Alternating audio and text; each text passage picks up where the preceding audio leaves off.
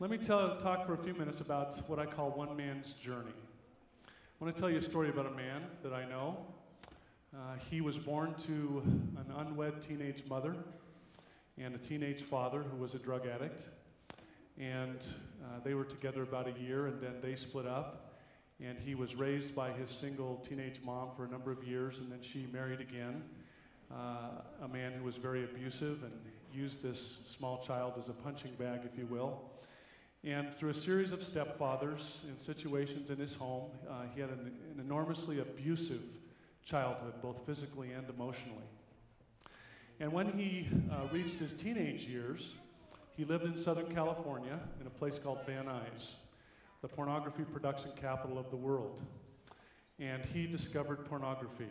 And when he discovered it, he was instantly addicted. It became his immediate drug of choice. It was a way to feel. It was a way to hide the pain, to escape, and to feel something instead of just feeling hurt and negativism and pain. It actually was something that felt different. And so, instantly addicted, he spent his teenage years involved with pornography and really didn't do anything to stop it or curb it. And then later in his teenage life, having a desire to become very active in religion, he decided that he needed to do something about it. And so he began a war, would be the best way to describe it, a battle with these urges and with this addiction that he'd developed, and was able to, with great struggle, we call it white knuckling, clenching his fists and gritting his teeth, was able to get it under control enough to do some volunteer Christian service overseas. And upon returning home, married, and figured that this was a thing of the past in his life. And being a young married person, had some children rather quickly and was going to school full-time and working and trying to be active in his religion, and all of these pressures became too much, and lo and behold, he found himself pulled back into that addiction. And for the next 20 years of his life, of his adult life, he fought and fought and fought with that addiction. And then finally, he was introduced to wonderfully gifted and influential men that changed his life forever. And he discovered how to break free of that addiction and to live a normal, healthy life, a successful life. Well, that man's journey that I just told you about that man is actually me. And I thought you should know that so that you can understand why I understand so much about this topic. And the interesting thing is as I began doing research over a decade ago and working with other individuals, I found out that much of my experience was exactly like their experience, and that there were many, many commonalities to this. And so as I would hear others give feedback and counseling, I would think to myself, wow, that's exactly what I went through. I know exactly what this person is feeling, what they're experiencing. And so as I talk tonight, what I will talk to you about is from my own experience, but also my experience counseling many hundreds of individuals as well. Applicable. So how serious is this? How many people do we have in society today that have been trapped in this pornography addiction? Well, I can tell you today in the United States, it's estimated that there are approximately 60 million adults who visit internet pornography sites purposely. They're all at various levels of addiction. There are over 4 million individual pornographic websites today, with 2,500 brand new websites coming online every week. Pornography is the #1 profit generator of the internet. It's expected to reach $5 to $7 billion of profit over the next 5 years. So there are a lot of people who are involved with this. Now some say, well, Mark, all that means is a lot of people are involved with it and doing it. That doesn't mean it's wrong. So let me talk about that for a second. Is it a harmless pastime? I've heard this a lot in my counseling and training over the years. Come on, Mark, this is just it's a harmless outlet. In fact, I've actually trained psychologists where I've had hundreds of psychologists in a room, and about, I'd say approximately 25% of that psychologist audience insist that this is actually a healthy sexual outlet. Imagine that. And they actually debate me about the harmfulness of this addictive, what I call addictive substance. So is it a harmless pastime? I would say not. I have hundreds, even thousands of stories about the addictive nature of this, and we'll talk about that. I'll give you a preview. Pornography addiction is a drug addiction. Now, I'm not using that as an analogy. I'm using that terminology literally. Just as real as cocaine, just as real as alcoholism, just as real as any drug that's taken by pill or injection, pornography produces a response in the human brain identical to illicit street drugs. So we'll talk more about that as we go. So why? Why is pornography so powerful? I wanted to know that. How many here have kids? What's the favorite question that your kids like to ask when they're small? Why? And then when you answer that, what do they ask next? Why? And this string goes on until what's your response? Because I said so, right? I'm your mother. So I've loved to ask why my whole life. I would never accept things on face value. If I asked my mother how the toaster worked, she said, well, it just works. It pops the bread up. And the next thing she knew, the toaster was in pieces all over the house because I had to know how it worked. And so I've taken the same philosophy into my work for all of these years in this field as well. It isn't enough to know that this is harmful. It isn't enough to know what it does, but I wanted to know why does it do it? What happens to the brain? What happens to the nervous system as these images get inside? And so we're going to talk more. So first of all, let's talk about the why. What I want to share with you is what I call the tale of two funnels. This was a concept that Dr. Paige Bailey introduced me to years ago, and he just gave me the idea, and I, for some reason, latched onto it. And in my research work with neuroscientists and psychologists, this has been verified over and over again. And in fact, there have even been some articles in Time magazine and a few other national publications over the last 6 months that have now verified this science. So let's talk about the two funnels. First, I want to talk about what I call the fabulous five. Oh, let me see. I'm always, you'll know I'm always evolving this presentation, and so I was actually at a funeral for my grandmother yesterday in Idaho and just got back today. And so some of this, if it's a little out of order, you'll know why. But let me describe the funnel for you, because it's not here. I think it will be in a minute. Think of an hourglass. It's wide at the top, it comes down, it has a very narrow passageway, and then widens out again. How many have seen an hourglass work where the sand just flows through? Well, what we find is that we have a funnel of sexual process, it's referred to. And all human sexual process works this way. And so we start out at the wide part of the funnel. And let me describe this funnel, first of all, in a healthy marriage relationship.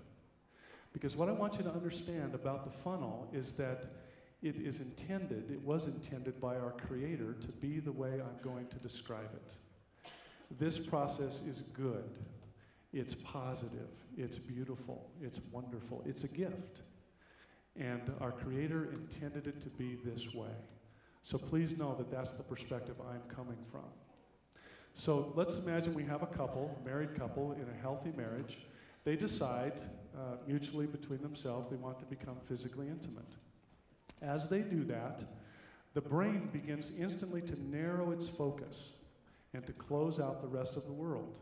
And as the brain narrows its focus, the brain begins to release what we call endogenous chemicals. Endogenous meaning produced from within. And as those chemicals are released, we get a number of very powerful responses in the brain and the rest of the body. And I'm going to talk about what these chemicals do in a marriage relationship in a moment. And so as the couple narrows down and they get to that crescendo experience, the very narrow bottom of that funnel, and after that crescendo, they emerge out of that place and all of their wide perspective returns, and they go on with their lives better able to deal with life, closer, more connected, more positive. It's a marvelous, wonderful gift for that couple.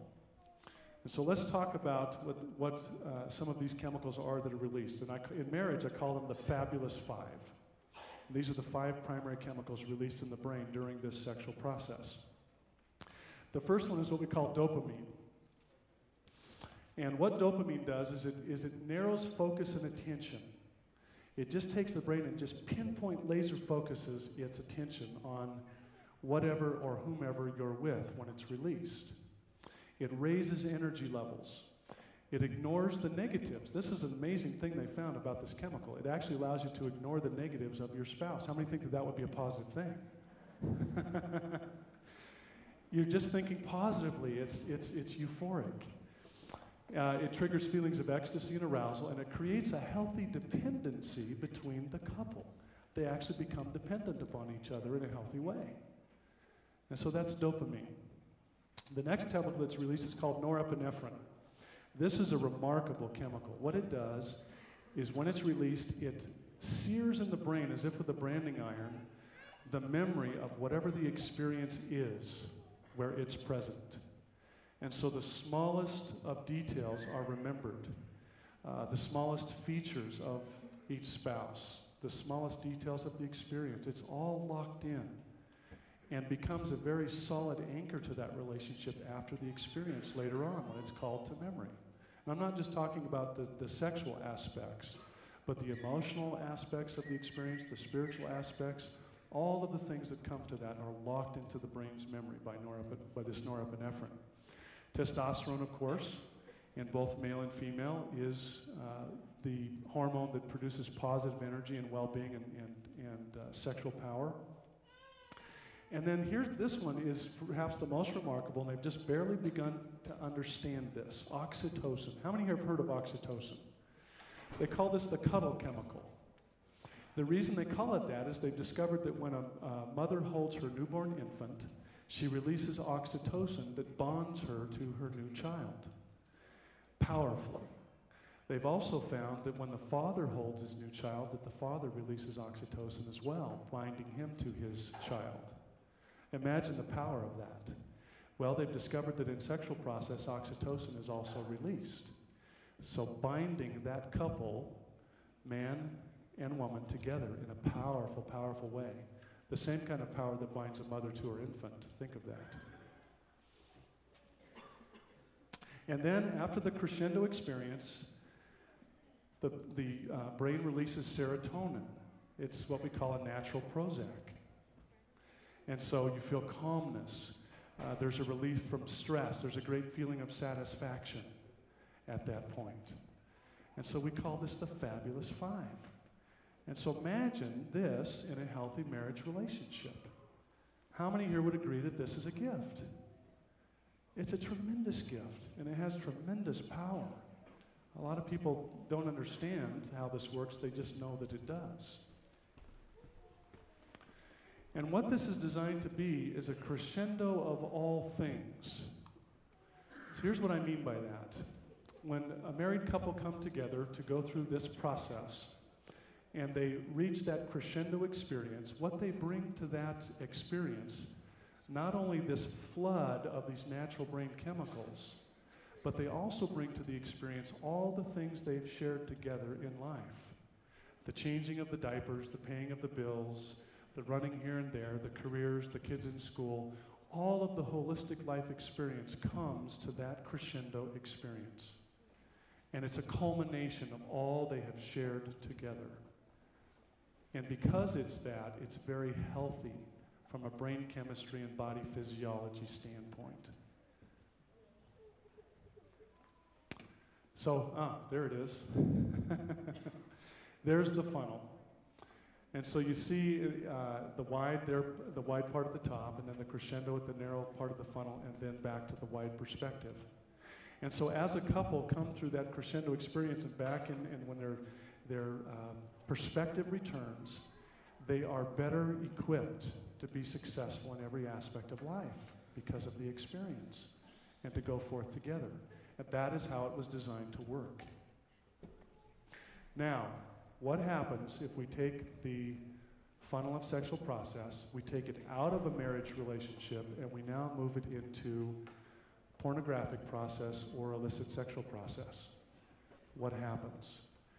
The process is virtually identical, but the outcome is radically different. And so I refer to those 5 chemicals not as the fabulous 5, but as the fearsome 5. Let's look at what happens. First, we have dopamine. Remember this one? It narrows the focus, blocks everything out. But now, what does it block out with regard to pornography? If pornography is being used for this process, all thoughts of family, all thoughts of creator, commitments, everything is blocked out of that viewer's mind. And all that he can see is a laser focus on those images. And so the dopamine is working in the same way, but a very different outcome. Ecstasy and arousal is created in a very powerful way, and this time a dependency is created, but it is a drug dependency. They find that dopamine is the primary brain chemical involved, for example, in cocaine addiction. It's what causes the powerful craving and dependency to that cocaine with the user. That same thing is released in pornography viewing. Norepinephrine, remember, it increases the smallest details and sears them in the brain, in memory. And so now, what is being recorded in the brain in the smallest of details? It isn't the spouse, it's those images and the body parts of those individuals. And so imagine that being stamped in the brain. And the really horrible part about someone getting out of this addiction is because those smallest details are seared in the brain, they pop up at the most inopportune times when this individual is trying to overcome the addiction. Those images will just suddenly flood the mind for no apparent reason. It could be when they're with family, it could be when they're sitting in church, it could be anywhere, anytime, any place. Boom. The smallest, tiniest details relived in the brain because of the release of this chemical. Testosterone, that one's obvious. Tremendous sexual energy and arousal, that's when that's released. Now, oxytocin, think of this one. This was designed by our Creator to bind a mother and a father to their child, or husband and wife to each other. But when it's released in pornography viewing, what is it binding the viewer to? It's binding them to those images and forming this powerful bond, which was never intended to be in that set of circumstances. So imagine the power of that. And then last of all, at that crescendo experience, serotonin is released, and there's a great relief from the pressures of life, from anxiety, from stress, from fighting with the addiction, the struggle to resist it, and then giving in and having this chemical release where the person declares, oh, I don't have to fight this anymore. Finally, I have relief, which is just temporary, by the way, of course. So do you see why we call this the fearsome 5?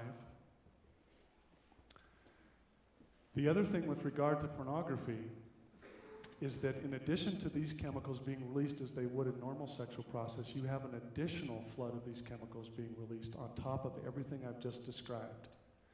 The reason being is that there are things present with pornography viewing that aren't there between spouses. There are additional emotions that cause the brain to release a tidal wave of these chemicals. Things like fear of being caught, disgust, can't believe that I'm looking at this, shame, guilt, regret, anger. All of these extra emotions that were never designed to be a part of a healthy sexual process are present, causing the brain to release an even greater torrent of these chemicals. So individuals have remarked, as I've done counseling, well, I find that when I'm involved with pornography, it's even more powerful than when I'm involved with my spouse. Well, of course. Look at the chemical release. Of course it is. If that's all that if that's the only competition, is just the physiological response, the spouse is going to lose. That's why the marriage relationship brings so much more to that conclusion of all things.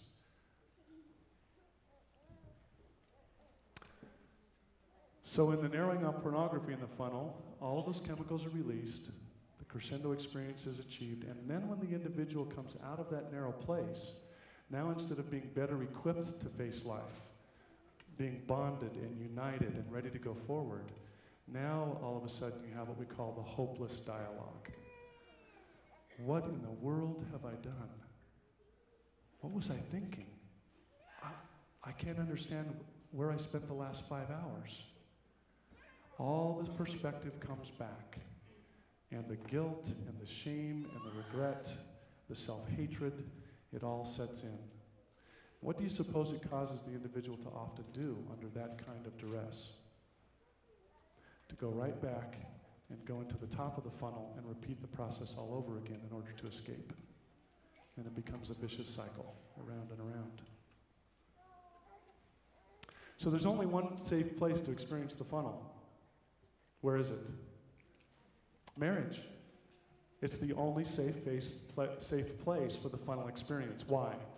Because it's too powerful to be experienced anywhere else.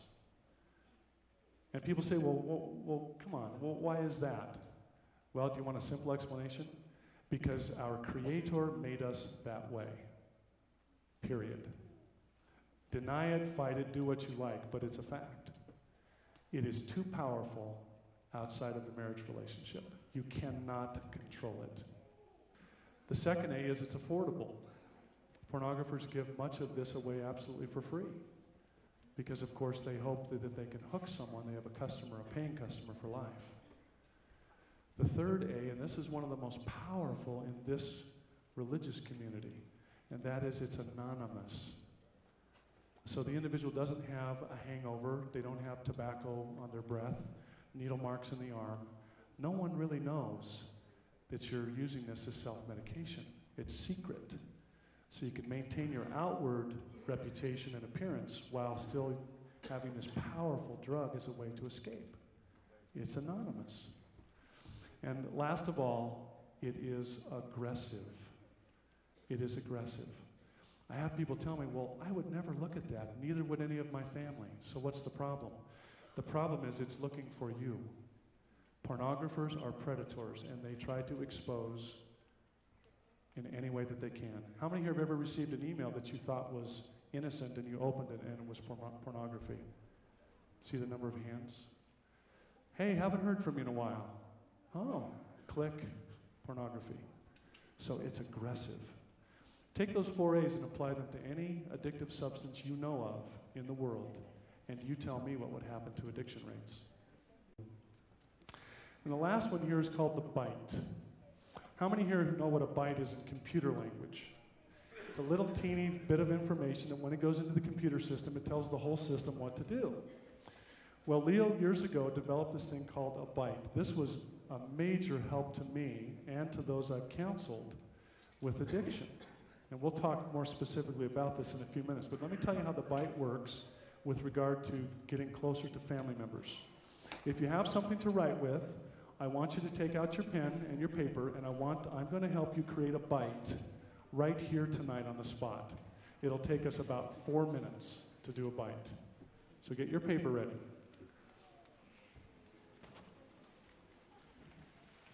This is what Leo charges thousands of dollars in his coaching to teach people, and I'm just going to teach it to you for free. Here's a bite.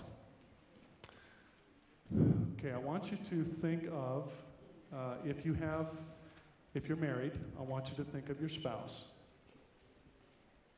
If you're not married, but you have children, I want you to think of one of your children. And if you're not married and you don't have children, I want you to think of your closest family member or friend. You have that person in your mind? Okay? Now here's what I want you to write down. I want you to think of that person, and I want you to write down a list of the wonderful attributes and qualities of that individual. Their gifts, their talents, why you appreciate them. Why did you marry him or her in the first place? What attracted you to that individual? If it's a child, what future potential do you see in that child? What do you see that they can become? Write down those qualities, just quickly. 3 or 4 or 5 of them. Okay, as you're writing those down, the second thing I want you to write down is I want you to think back to a really positive experience that you have had with this person. A time when you felt great love for him or her, when you were really appreciative, when you admired them, where you were amazed. Think of an experience you've had like that. And if you haven't had one, if somebody would ask me to go through this exercise when I was younger about my family, I think, gosh, I can't think of a single one. But if you can't think of one, then think of what one would be like. If you could create the ideal experience with this person, describe it. Just describe it in a few sentences. What happened? Where were you? How did you feel? Why did you feel really connected and appreciative and loving towards this family member in that experience? Leo had a client years ago where her husband had committed adultery. And this woman was very bitter, as we would expect. And she had a great challenge trying to forgive her husband and bring the marriage back together. She wanted to. She really wanted to. But she just couldn't get it out of her mind, the betrayal. And so Leo helped her create a bite. And in her bite, she listed all of the wonderful qualities about her husband when she married him. We'll call him Joe number 1 versus Joe number 2, who had actually made the mistake and gotten involved in another relationship. So she listed those qualities. And then Leo asked her to think of the most positive experience that you ever had with Joe. And she thought for a minute, and she said, oh, and she wanted to just move. Leo said, whoa, what was that? What did you just have? I saw that sparkle in your eye. What was it? And she said, well, there was this time back when we were overseas doing some volunteer work for a third world country. And I remember standing off, and Joe was interacting with the native people. And he was so loving and kind and gentle. And I remembered this feeling washing over me about how proud I was of him. And I couldn't believe I was married to a man like this. And so she recorded that experience. And she carried these attributes and that experience around with her in a little 3x5 card in her purse. And every time she had those negative feelings of betrayal that she couldn't get past, she'd pull out her bite and she would read it and experience it and feel it. And it would instantly switch her mental model. And she would feel positive feelings towards her husband. And she faithfully did that. And today, as Leo would tell you, they have the most fabulous love affair you can imagine. All from one little tiny slide edge tool called the bite. Remarkable. It doesn't take big things, just little tiny things, consistently put into place. So I want you to use this bite that you have now. Hopefully all of you have one. I want you, starting even right now, whenever you have thoughts of this family member, I want you to bring into your mind what's on that bite. Do you know I did this with one of my sons? He was 17, and he was really being a jerk. You ever had a 17-year-old teenage son that was being a jerk? I know none of the guys here that are that age. You guys you're perfect, I know. I would look at him and I would smile, and I want to be positive. I'm thinking, you know, you're such a great guy, and I'd want to affirm him, and inside I'm going, you're such a jerk. And it was really disturbing our relationship, because family members, even if you're saying one thing but you're feeling another, it's communicated. Make no mistake, it is communicated. So I did a bite for him. And it was so interesting because I would drive him to school, and he would never talk to me. He was just, you know, some of them go into their cave, into the silent mode. And so I would just rehearse in my mind my bite for him. And I'd think all about all of his positive attributes and qualities and how fond I was of him and how much I loved him. I didn't say a word. I just rehearsed that in my mind. And do you know, after a few days of going to school with him, he actually started talking with me. And he started smiling at me, and we started to interact.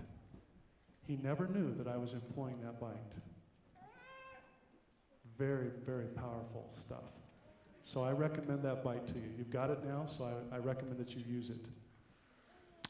The joy of service, this is one of the great parts of getting more intimacy into the lives of your family members, is service. Pornography is the antithesis of service. It isolates. It's a self-centered, selfish activity that gives nothing to anyone. Service allows these individuals to step outside themselves and to reach out to other people. And it actually is one of the great recovery tools for someone who has a pornography addiction. but it's also a wonderful prevention for teens to get them involved in service, help them to reach outside themselves. And it just allows them to connect and to feel good and to feel proud of what they've been doing. Okay, so step number 1 was intimacy. We must have intimacy. Step number 2 is we have to have daily self-care. One of the greatest things I see as I do a lot of training in this field is that weak people are vulnerable to this addiction. And not just to pornography, but to any addiction.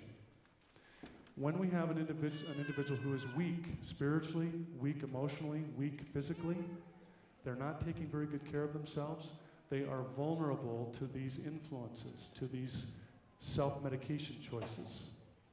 And they get what we call blasted. Blasted is an acronym. Here are the letters. Bored, lonely, lustful, angry, afraid, stressed, and tired. Did you get all those? Bored, lonely, lustful, angry, afraid, stressed, and tired. When we start feeling that way, it's a sign that we're exceeding our boundaries. We're not coping. We haven't been taking good care of ourselves. So we have to teach our teens and ourselves to be aware of those feelings at the moment that they first surface. Oh, I'm really bored. Wow. You know what? I need to go do something. Who can I serve? Who can I call? Who can I go talk to? I had to write a letter to my mother, who's in California. What can I do right now so that I'm not bored? I'm feeling lonely. I need to connect to someone. I'm angry. We need to be aware of those feelings when they arise and to use different methods to take care of them. So here are the ways that you do self-care. And you can teach kids to do this, and you as adults should do this.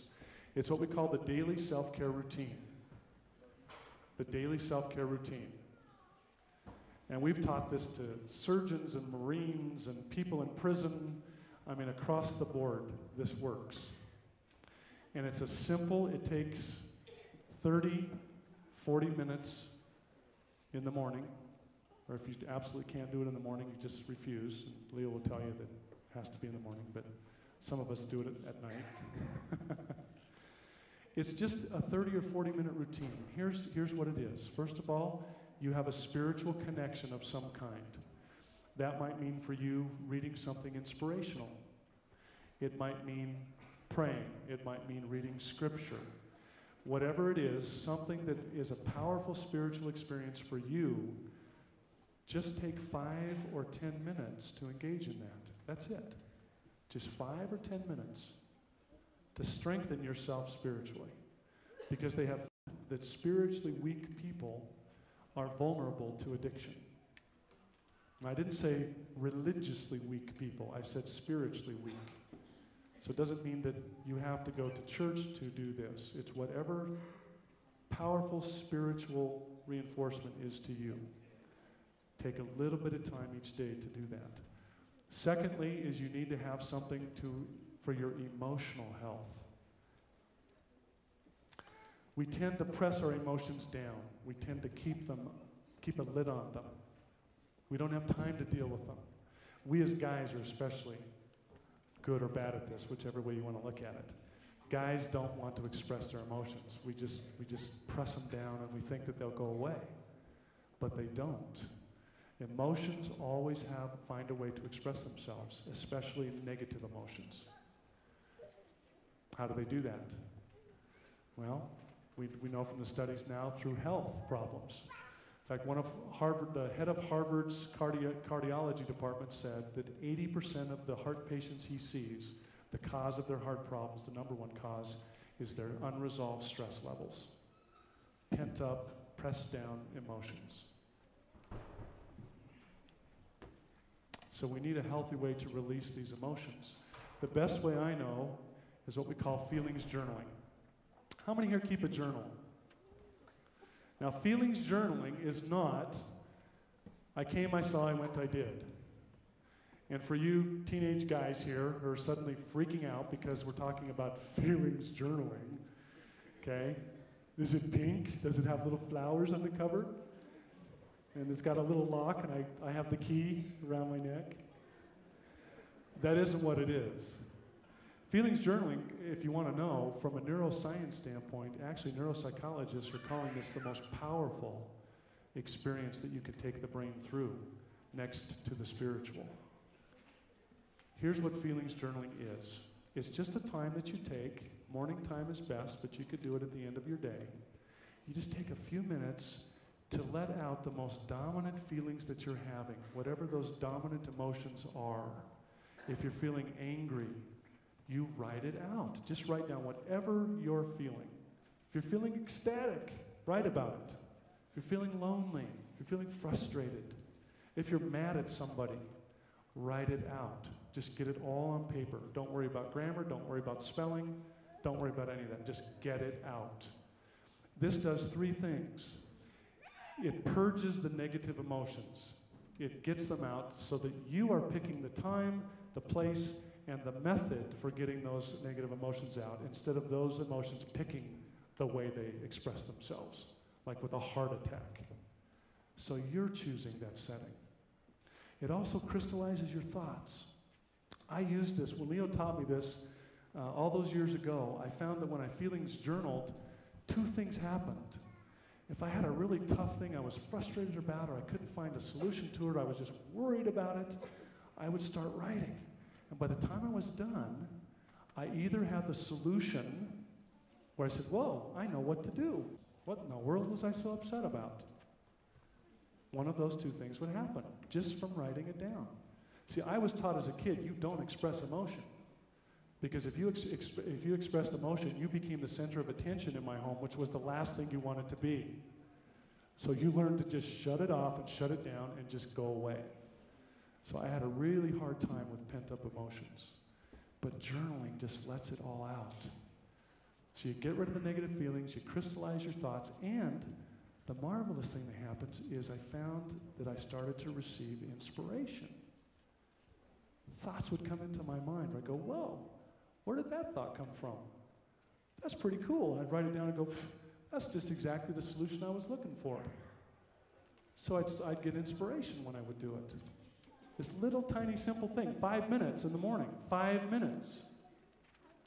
Do you have 5 minutes for your emotional health? And the last thing is physical. We now know from the studies that if you want to have a healthy brain, if you want to be able to resist addiction and all of these vices, you need to have a healthy body. A healthy body equals a healthy brain. So take a little bit of time in the morning and just do a little bit of exercise. 10 minutes, 15 minutes, 20 minutes. Walk around the block. Get on your bike. Whatever you enjoy. Whatever you like doing. So this whole self-care routine that I've described to you just takes 20, 30, 40 minutes of your time. It isn't the amount of time, it's the quality of the time. And just using these little things. This has worked wonders. It did for me, and every person I've worked with has had the same results. The daily self-care. If you are weak in these areas, you will be vulnerable. If you're not coping, if you're exceeding your boundaries, if you're blasted and you just let it accumulate and don't do anything about it, you are going to turn to self-medication of some kind. You will. You have to find a way to release and find relief. This is the best and most healthy way to do it. The third step of the 3+3. Identify and harness your motive. Identify and harness your motive. Why do you want to avoid pornography? Why do you want to avoid inappropriate relationships? Why do you not want to get involved with these kinds of things? What's your reason?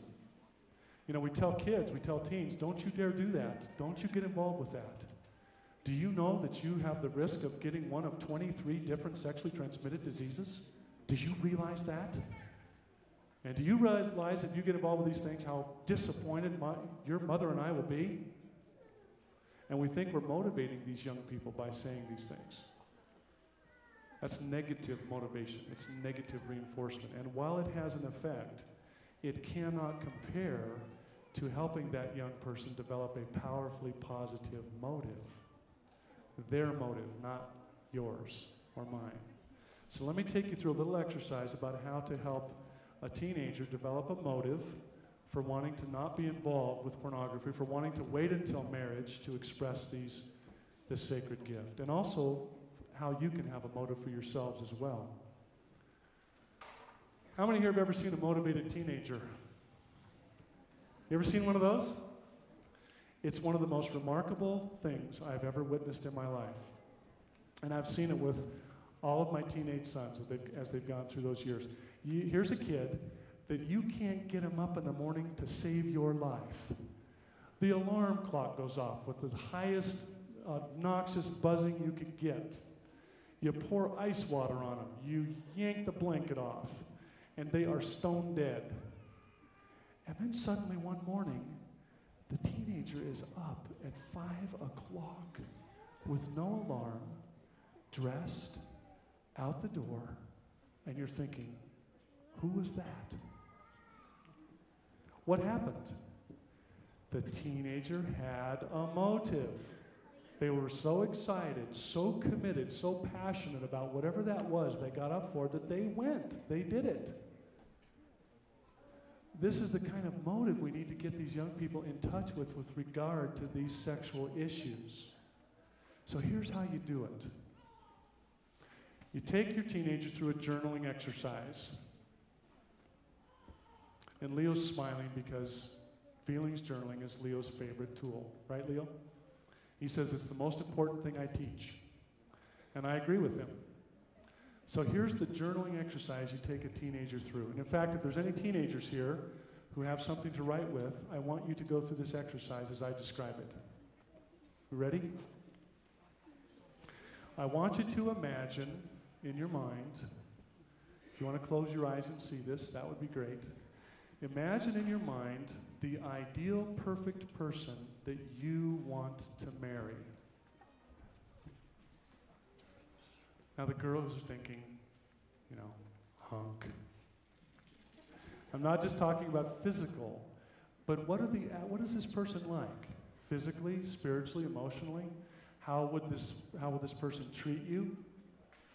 What kinds of decisions is your perfect mate making right now? What kinds of decisions is this perfect mate, future mate of yours making right now today? Are they looking at pornography? Are they taking drugs? Are they engaged in illicit sexual relationships? Or are they doing other things? What kinds of things is this person doing right now? What are the attributes of this ideal person, this ideal mate of yours? Describe that. Describe who they are. That's the first step. Here's the second step. Imagine that it's your wedding day.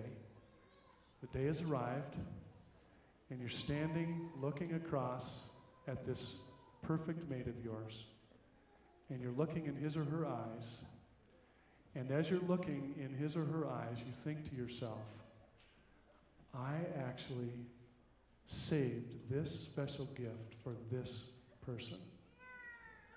I actually waited because I love this person so much that I'm delivering myself as my gift. Can you imagine how cool that would be? How amazing would that be to be able to stand and look into that person's eyes and know that you did that? By the way, what's the best way to attract this perfect mate of yours? What should you do? Actually develop the attributes that you just wrote down, right? And the law of attraction will bring him or her to you. So waiting is cool. Suddenly waiting becomes a cool thing. And the girl thinks, this guy's my knight in shining armor. He actually cared enough about me to actually save this sacred gift for this time. And this is my princess. She actually made those decisions so that we can be together and united in this way. Now, would that be a powerful motive? And what you do as a young person, you now take that description that you just wrote down and you create a bite with it. You write it down on your little 3x5 card, and when you're in a situation where you feel tempted to look at pornography or you feel tempted to perhaps become sexual in a relationship, you review that bite of yours and switch your brain, switch your mental model, and feel the inspiration of your motive for waiting. Keep it right there in your mind. It works. It works. So you use a bite, and we'll talk about the map in a minute, but I'll tell you what the map is. It's an acronym. You ready for this? This is 20 years of neuroscience, and they've actually finally come to this place, and I created this acronym to describe what neuroscience has now discovered. If you want to change anything in your life, it doesn't matter what it is, any habit, any thought pattern, any addiction, anything that you're doing now that you want to do different, you follow your map with a bite. The map is an acronym, and it means this. Motive. I must have a powerful, powerful why for whatever it is I want to change, or for whatever goal I want to achieve. What is my motive? And I need to write that down. The A is awareness. I need to be aware of what I'm thinking during the day. And so if a thought comes into my mind, you ought to go look at pornography. Whoa, wait a second. There's my motive, my why. I'm aware that that thought just came in, and now I'm going to practice switching my thinking to what I described in my motive. Motive, awareness, and practice. Motive, awareness, and practice. What the brain scans show when people do this is that they actually start creating new brain circuitry for the new goal. They can actually track that brain circuitry expanding every time they keep the motive in mind, they're aware of what they're thinking, and they practice thinking the thought that matches the motive. It's quite remarkable how this works. Now, this is an important thing. I want to make sure everybody here understands this. As I talk about having young people describe their ideal mate and saving this sacred gift for that time of marriage, please understand this very important point, that there are those young people and there are those adults who have made mistakes. They've slipped up, they've done some things that they're not proud of, and if you're not careful, when you start talking about this approach, you will shame these individuals. You will make them feel like it's hopeless. Well, I've already messed up, so how can I ever be there with my perfect mate and offer myself to him or her not having used this gift? I guess I'm just a loser. Please be very, very careful not to communicate that message to those individuals who have made some mistakes. The message we need to communicate to them is this.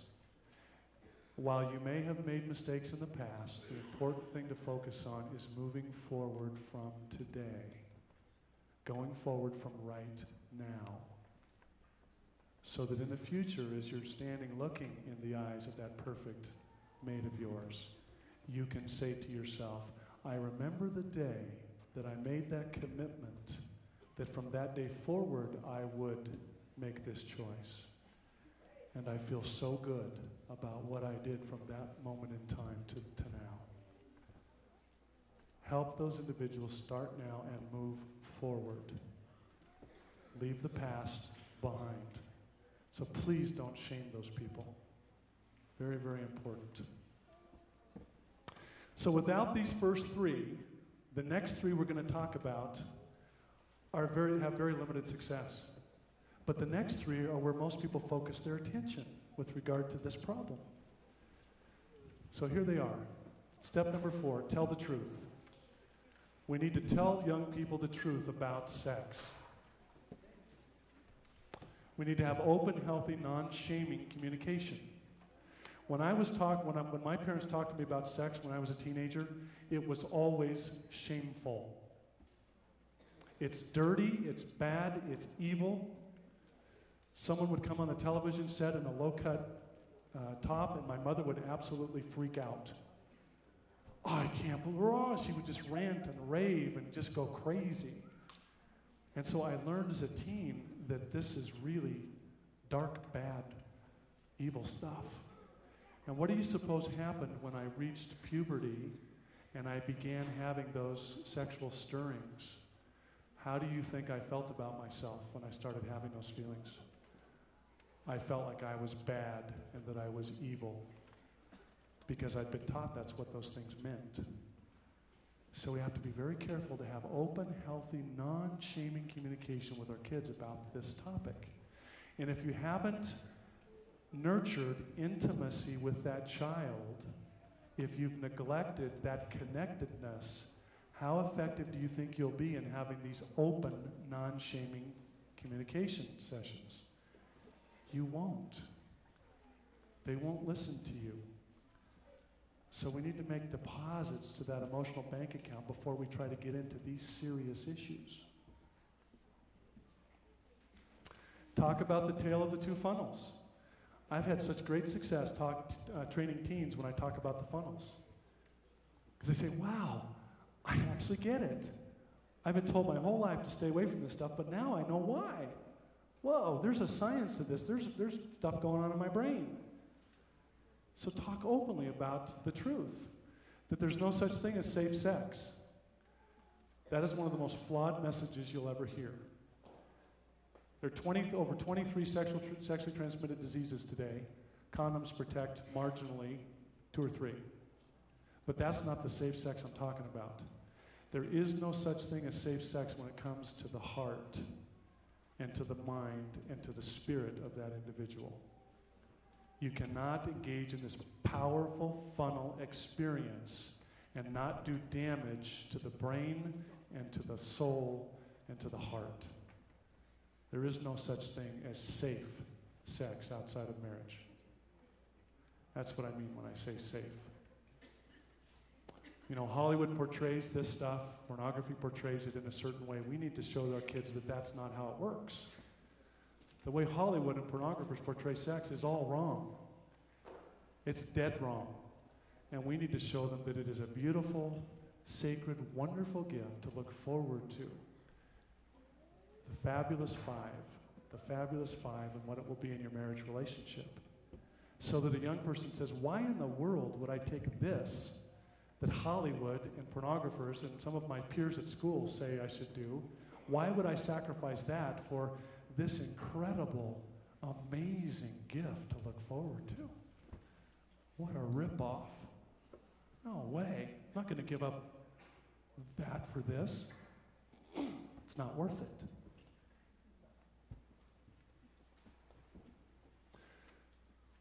Okay, step number 5. Now this is where we get to where most people focus. But if you don't have intimacy with young people, if there isn't great self-care, if they don't understand the power of motive and their map, these things will be of little use.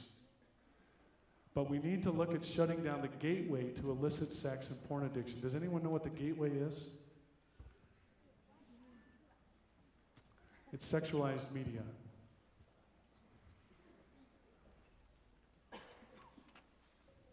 And the studies are clear on this. In fact, I'm going to share just a couple with you. It's all about this thing. How many here have one of these? This is kind of an unusual view. This is the underside of the brain. This 3.5-pound double-sided thing that we have. It's actually the consistency of soft cottage cheese. You, of course, didn't need to know that, but I thought I would share that. But the reason that sexualized media is the gateway to porn addiction and illicit sex, just as marijuana has been called the gateway to hard drug addiction, or beer and wine, the gateways to alcoholism. This is the gateway to these problems because of what it does to the brain. And I want to just spend a few minutes and talk about that. Everything we see is permanently stored in mental models. So let's talk about mental models. Everything you see and experience is stored permanently in your brain and affects your behavior, your thought patterns from that point forward. Everything. Connect these 3 dots very quickly. You got it? How many got that? Almost everybody gets a triangle. Okay? Why did you get that? Probably because you've never seen it before. So here's what happened when you saw the 3 dots. This is how mental models work. You saw the 3 dots that came in through your eyes, and your brain said, what does this mean? Where do I send these 3 dots to make sense of them? Okay, let me sift through all my files of my life experience and find the experience, the mental model that best matches to make sense of these 3 dots. And so it searched and found your 3-dot mental model and sent the 3 dots there, and boom, you saw a triangle. Everything you experience happens that way. Your mental models are the filters through which you see and interpret everyone and everything around you. And everything we see forms mental models. So the power of mental models. We know from the studies that visual images have the greatest power with regard to mental model formation. It is what you see that forms the greatest mental models. Advertisers have known this since the 1960s, when they did primitive brain studies and saw that visual images elicited the most powerful emotions in people. So visual is where the power is with regard to mental models. It can be a one-time experience. How many here have had an experience where you saw something that was so powerful, so shocking, so amazing? It only happened once, it was only perhaps for a very short time, but you can remember it right now today as if it just happened yesterday. How many have seen something like that? We've all seen something like that. And so one-time experiences can create this mental model. It can also be repetition. Just seeing the same thing over and over again. And the media does both. Think about advertisers. They show shocking images, powerful images, and they show them to you over and over again because they want to form mental models so that later you'll actually get an impression to buy their product.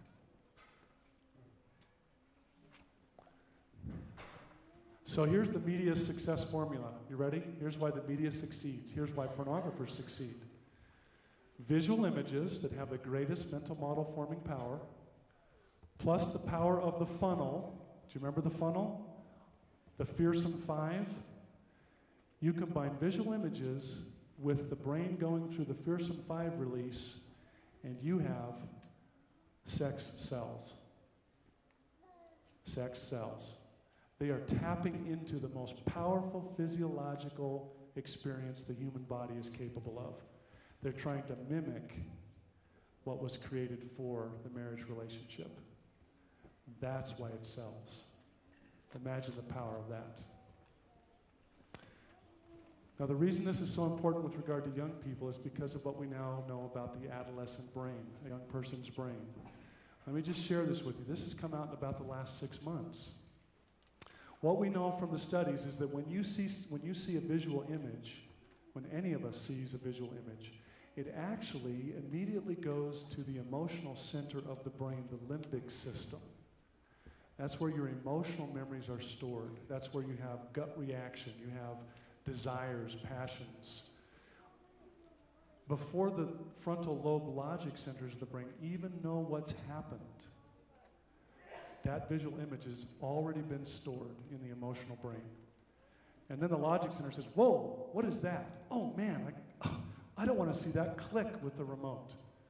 And people say, well, if something bad comes on, I just change the channel. Or if I go to a movie and there's something questionable in the movie theater, I just close my eyes. Sorry, too late. It's already stored before your logic centers even know what's happened. That's how powerful this is. So here's what happens with the young person's brain that they've discovered. Now, for some parents, this won't be a surprise. But what they found is that the emotional center of the teen brain and the logic centers where the reasoning is taking place, the connection between those two is not very well established. And so when one of my sons does something really dumb, and I say, what in the world were you thinking? what should be his response? I wasn't, because my logic centers weren't even connected. I just had a gut reaction, which is the way my brain works. So they've actually found in the scans that the two don't connect very well. And in fact, not until the young person is in their early 20s does the logic center and the emotional center of the brain have a full connection. So you imagine what happens when these young people are exposed to powerful sexualized media and the effect that that has with that lack of connection. That's pretty scary. Now, the Rand Corporation actually tracked this, and I was thrilled to see what they had done there. I'm just going to go. Here's what they did. First of all, the Rand Corporation discovered that sexualized media over the last just 5 years has increased dramatically on network television. Less than every 4 minutes, something sexual appears in network television programs, sitcoms especially. They're finding that the sexual content has just gone off the charts. So Rand did a study with 12 to 17-year-olds, and here's what they discovered. They discovered, as they studied these 12 to 17-year-olds across the United States and their television viewing habits, that this is the strongest evidence yet that the sexual content of television programs encourages adolescents to initiate sexual intercourse and other sexual activities. The impact of television viewing is so large that even a moderate shift in sexual content could have a substantial effect on their sexual behaviors. In fact, here's what they found. Those young people watching the most programs in network TV with sexual content had double the sexual activity. And it didn't matter if the television program was talking about sex or actually graphically portraying it, the results were identical. So innuendo versus actual graphic nature, no difference. That study came out about 2 months ago. So this proves the point of what we already knew, that sexualized media is the gateway to these problems. So what do we have to do? We need to have better controls as parents. So control your network television. Just because it's on TV doesn't mean that it's safe, please. So find ways. We had cable TV where you could block out certain channels and control other programs by their content. There are ways, we got rid of cable, we just have a set of rabbit ears now, but there are ways to control this, control your family's programming. How many here rely on Hollywood rating systems to decide whether you go to a movie or not? Oh, I hope you don't, please. It's okay, I didn't see you raise your hand. One of the things about Hollywood rating systems is they really don't work. And we know through connections I've had in Hollywood that actually over the last 5 to 10 years, there's been a conscious effort to take the R rating for sexual content and move it to the PG-13. So whenever you have anything with regard to the media, remember this. Stop. Stop. Entering the place of power. Anything that gets in the brain has enormous power when it forms those mental models. And it impacts behavior later. Be very careful what you let go in there. And the last one is protect. You've got to protect kids and adults from internet pornography. Don't underestimate pornographers and overestimate people. I've actually had parents say to me, well, I have good kids. They would never look at this. And I think, what in the world does your having good kids have to do with them looking at this? Don't you understand the 4th A? Aggressive. Pornographers are pursuing your children. Minutes about recovery and rescue. If you know someone who's trapped in this, or perhaps there might be someone here tonight who is caught in it, how do you get out? Let's talk about that quick. Now, I've covered a lot of how you do it already. This is what you probably don't realize. A lot of the slide edge tools, the life balance tools like the bite and the feelings journal and the daily self-care, these are the very things that you use to get out of this addiction. That's the beauty of these tools, is they're universal. They're universal. This is what I discovered almost a decade ago. As I used these tools for my business and for my family relationships, actually started having great success with regard to this fight with an addiction. I thought, wow, these things work across the board. So let's look at them. Can I ever be free of this? I'm asked this all the time. Can I ever be free of this? The answer to that is absolutely 100% yes. Yes. I and hundreds I've worked with are proof. Absolutely. Science and solutions. First of all, we have to let these individuals know you're not a freak. You're not a freak. You're not hopeless. There is a science to this. You have a drug addiction. You have a substance abuse problem. Just as an individual who has a drinking problem seeks help, you also need to seek help.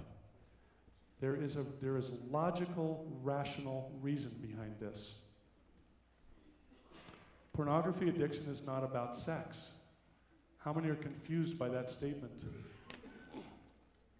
Did you know that that's the truth? Most people do not, in fact, virtually no one goes to pornography because it's about sex. They go because it's about self-medication. It's about escaping the pain, the pressures, the hardships of life. And now that the internet is there, you get a drug release in the brain that exceeds virtually any other medication they could take. That's why they're going.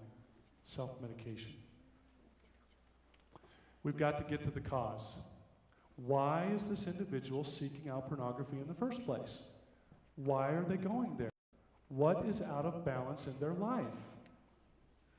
And this is where the life balance tools come in and the universality of them.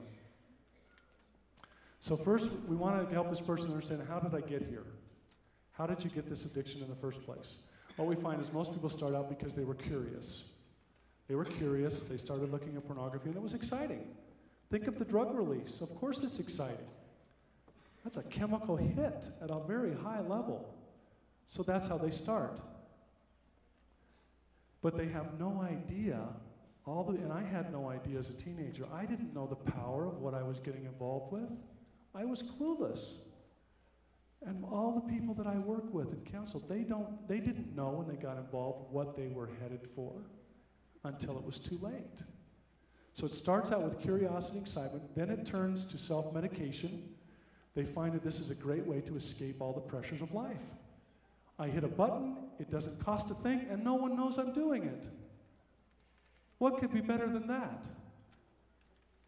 This is the trap they get in. And it becomes a replacement for real intimacy. That's what it was for me as a young person, is it replaced the intimacy I did not have in my family. It filled the hole in my soul, at least temporarily. I was disconnected. I was isolated from the people that should have cared about me. And then it turns into what we call the Fear and OCD cycle. As soon as a person tries to overcome pornography, what happens is it becomes an obsessive-compulsive disorder. How many here know what OCD is? Okay? That's where you touch a doorknob, and you have this obsessive thought that says, oh my gosh, germs. How many people have touched that doorknob? Now I have germs on my hand. And then that obsessive thought causes you to act out the compulsion of running to wash your hands for the 92nd time that day. And so here's what happens when someone tries to overcome OCD. They develop a fear of the doorknob. As soon as they see a doorknob, they go, oh, a doorknob, oh my gosh, I can't touch that doorknob, I just can't do that, I can't go there. And what does that excessive fear cause them to do? It causes them to actually be attracted to the thing they're afraid of. That's how the brain science works. Did you know that? The more afraid you are of something, the more your brain will be attracted to it. Isn't that interesting? This is what develops with the pornography addiction.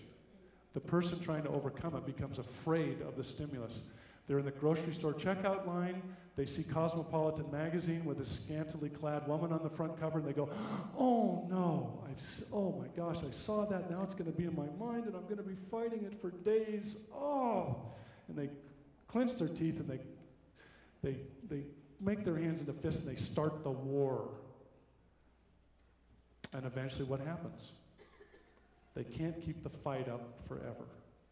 The pressure builds and the fighting continues until finally they give in and they end up going to the pornography. Just like the person washing their hands after touching the doorknob. It turns into a Fear OCD cycle. And this is what it looks like. They go into the funnel, they come out the bottom, their perspective returns, they insist they will never ever get involved with this ever again, and they start the war, and they can keep the war up for only so long until they give in, and they go back in the funnel for relief from the fight. They get battle worn. They get worn out. So here's what we have to do in order to help people break out of this.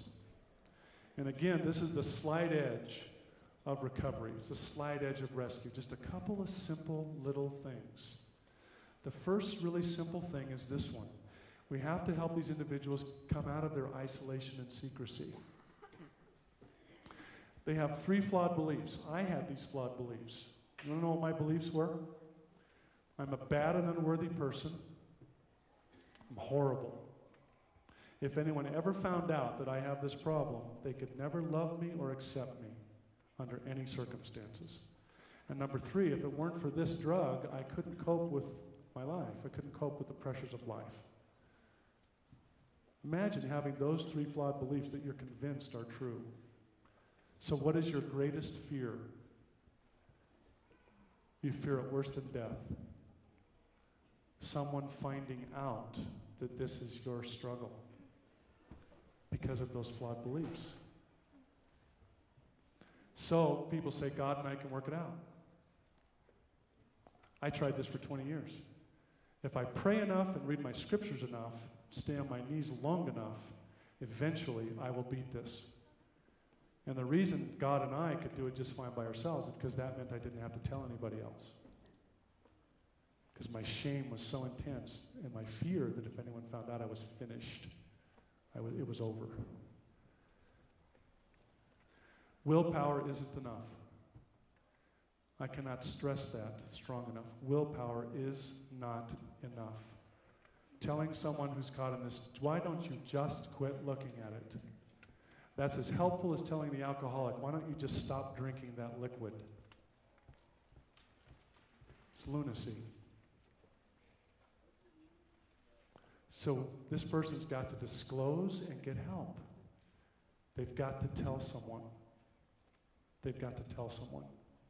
I remember, it was years ago, I finally got to the point where I thought, I've got to tell someone.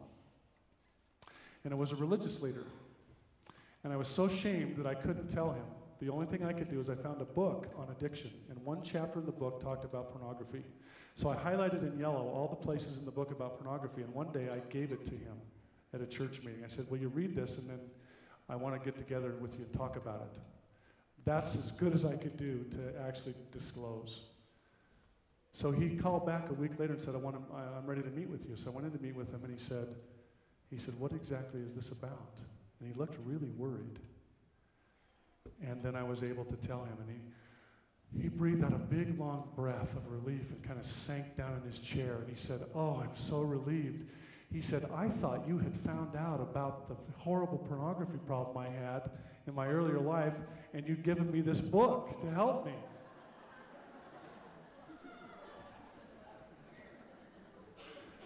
And so we had kind of a nervous chuckle together. You can imagine how awkward it was.